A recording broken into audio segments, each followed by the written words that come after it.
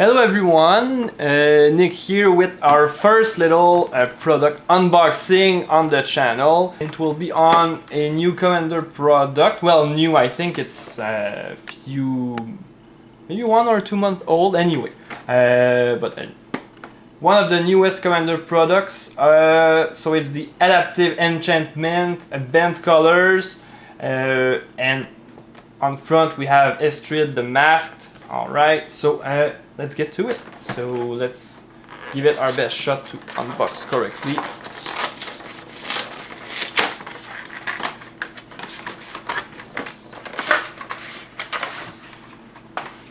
So per usual with these Commander decks, you have 3 oversized cards. Oh, in this case, do we get only one? Well, at least we got this one. Let's check, maybe we got some more inside. Actually we only have one with this one. With some other Commander decks you had 3. Anyway, so you have a little rule book. We'll put it aside. And the actual deck here. So I will not go in depth with all of the cards, because probably that most of them are reprints. But if some of them are quite new or have cool effects, I'll read them quickly so you know what they are. So our first one is the namesake of the deck, so Estrid the Masked. So let's just crack it open right here.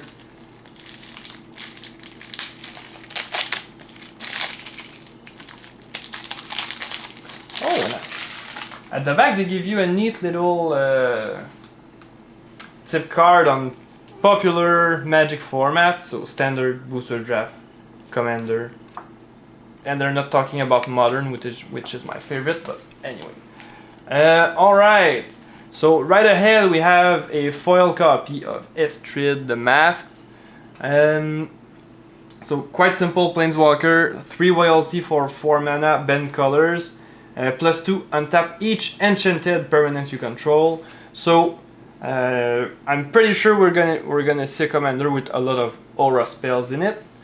-1, create a white aura enchantment token named Mask attached to another target permanent. The token has enchant permanent and totem armor. So totem armor, if you don't know what that is, basically when your creature is destroyed or killed in combat, you remove the aura and your creature gains indestructible, I believe.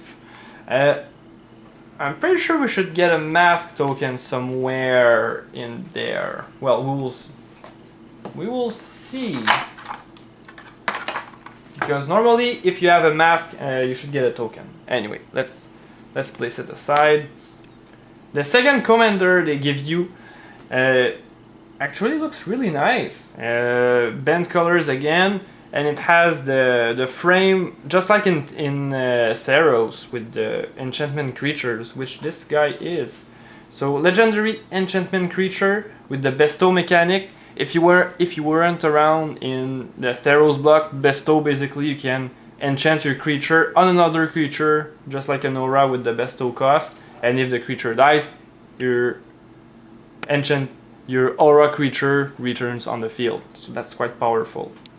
So enchanted creature gets +4/+4 whenever an enchanted creature or enchantment creature you control attacks.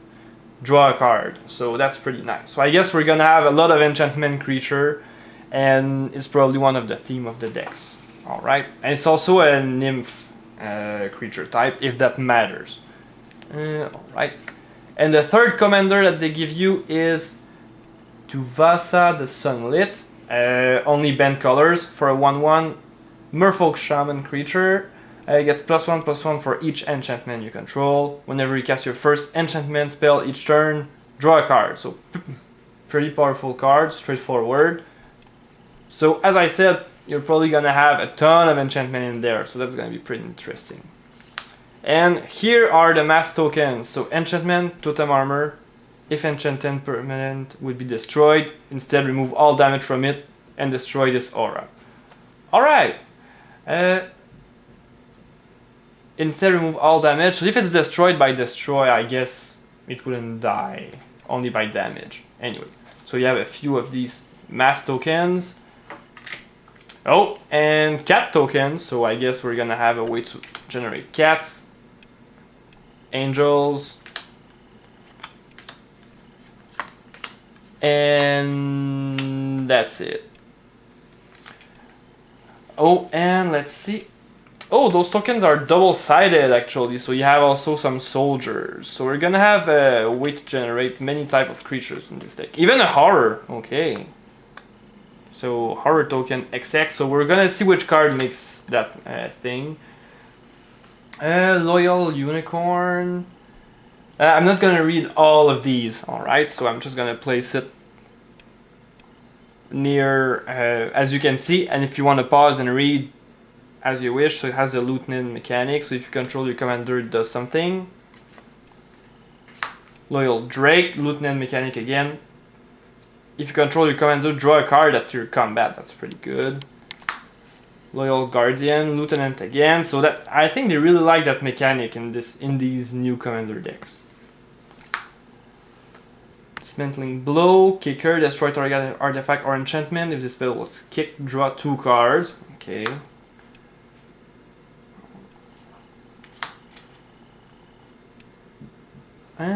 This one seems interesting. Sacrifice it, exile target creature that's attacking you or planeswalker. Oh well, removal. Okay. Oh, this one seems pretty powerful. So when it enters, you draw a card. Creature has protection from creatures. Okay.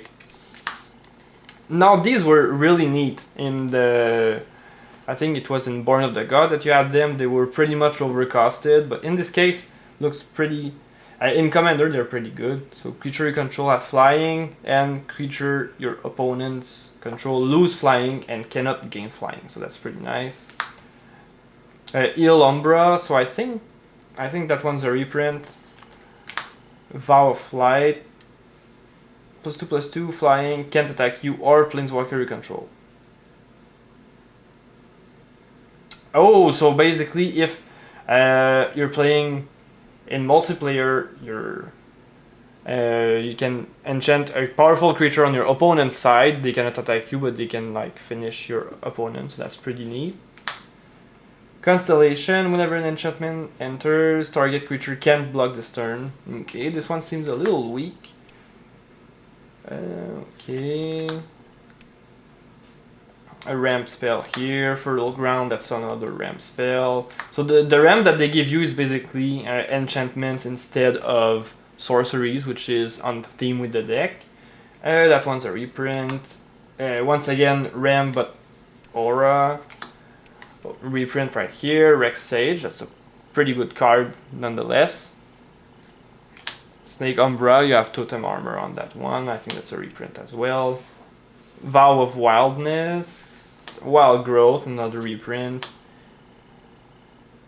+1/+1 for each enchantment on the battlefield, so that's okay. Bench Arm, that's one's neat, reprint again. This one's pretty powerful. The usual Soul Ring. It's always important to have one. Alright, so 3 random planes right in the middle. Okay. Imperial Storm. So that's one of the new rare they got in this commander deck. So when you cast a spell, copy it for each time you've cast your commander from the command zone this game. Oh, so you have to keep track. Okay, so that's that might cause a little bit of trouble if you don't keep track and you know you have this card in your deck, but if you know you have this card, just make sure you keep track on how many times you've cast your commander. Heavenly Blade Master, flying, double strike for 6. When it enters the battlefield, attach any number of auras and equipment you control to it. Okay. Other creatures you control, +1/+1 for each aura and equipment. Oh, that one seems pretty powerful. So basically, if you have a creature already attached with many auras, you can just switch them out to the Blade Master. That's pretty nice.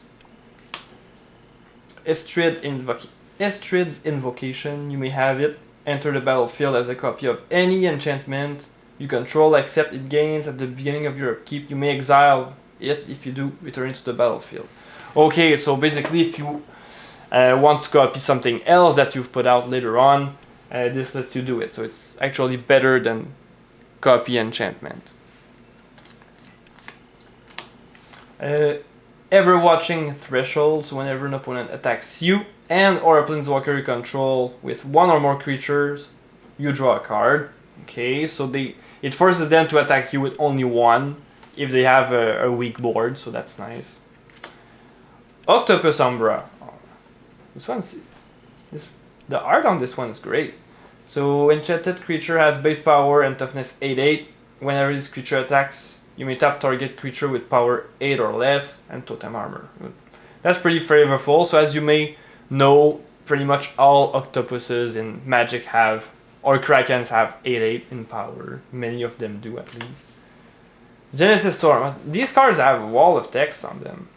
When you cast it, you copy for each time you've cast your commander from the game. Oh, okay, so a little theme right there. You reveal cards from the top of your library until you reveal a non-permanent card. You may put that card onto the battlefield. And then put all cards revealed this way that were put on the battlefield on the bottom. Non-land permanent card. Okay, I read it wrong. I was like, I think there's no non-land permanent in this deck, so I thought it was pretty bad, but it's the other way around. Okay. Your commander costs 1 less for each time it's been cast from the command zone this game. Whenever your commander is put into the command zone from anywhere, draw a card. So that one's pretty nice. So your commander, instead of costing 2 more each time, it's only 1 more. I do believe. Anyway. Nylea's Colossus. Oh, so are we gonna get Nylea God of the Hunt in there?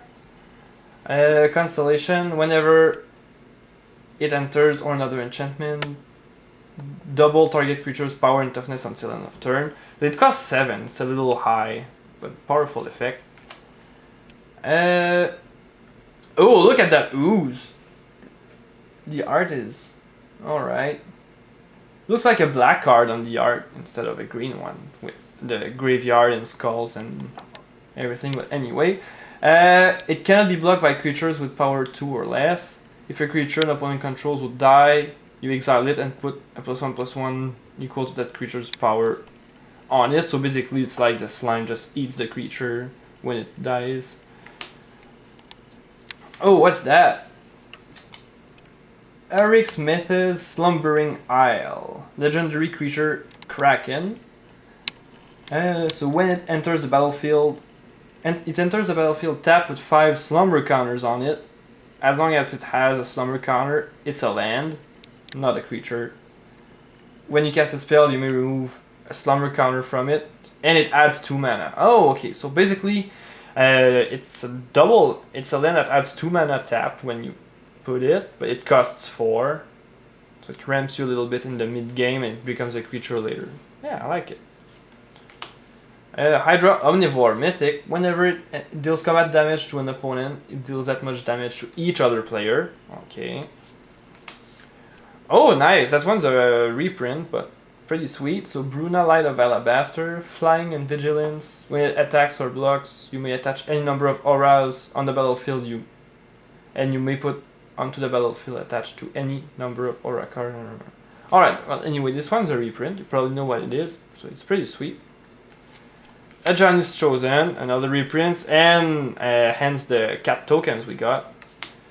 Celestial Archon, so this one, another reprint. Martial Coup, create X/1/1 white soldier creature tokens. If it's 5 more, destroy all other creatures. That's nice.